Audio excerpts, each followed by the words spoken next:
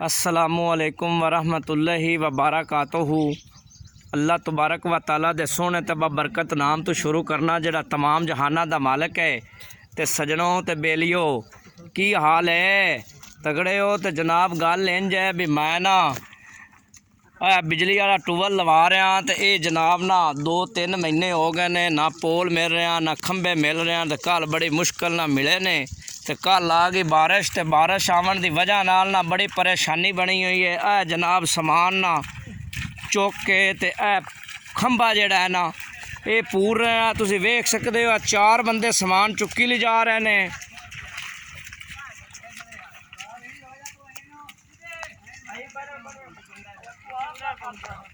Tractor दे नाल खंबा छिक के लियांदा जनाब। बारिश का पानी पानी होया फिरदा है, तुसीं वेख सकते हो।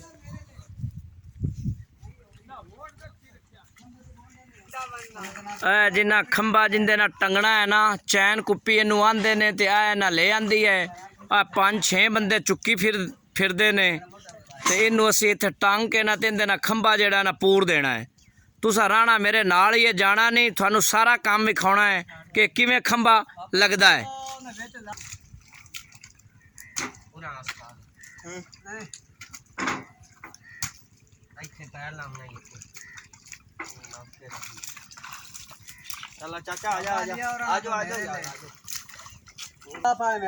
जनाब टोया निकलिया पे खंबे दा, जिंदे विच खंबा पूरना है 5 फुट तकरीबन है ना। 5 फुट कड्ढिया टोया ते इंदे विच जेहड़ा खंबा ते पोल है ना वो विच पा देना। उत्तों मिट्टी शुट्टी पा के ना ते काम ओके हो जाना।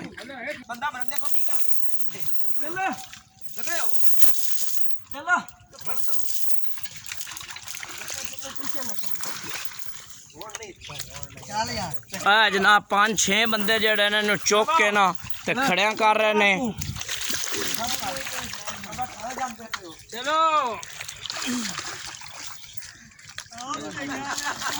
चैन कुप्पी जेहड़ी है ना जनाब ये खड़ी हो गई है, ते हुण थानू अगे ना खंबा भी विखाउणा है।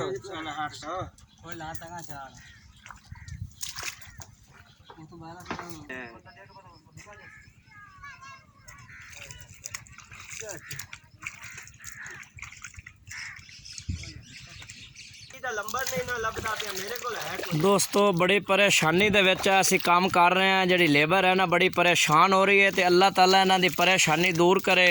असीं भी इन्हां दे नाल ही 5-7 बंदे हैं ते नाल लेबर भी है। चलो अल्लाह खैर कर।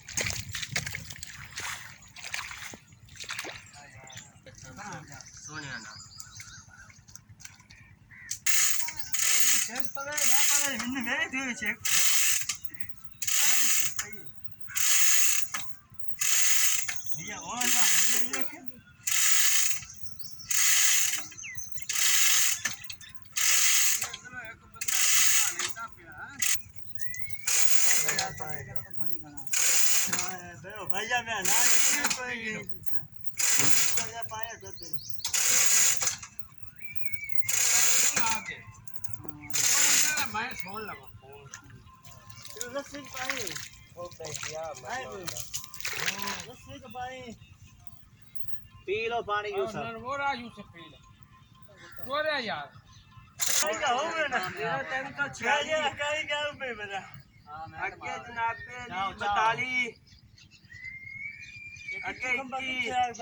बड़ा 2 फुट खंबा ने खींचा गया।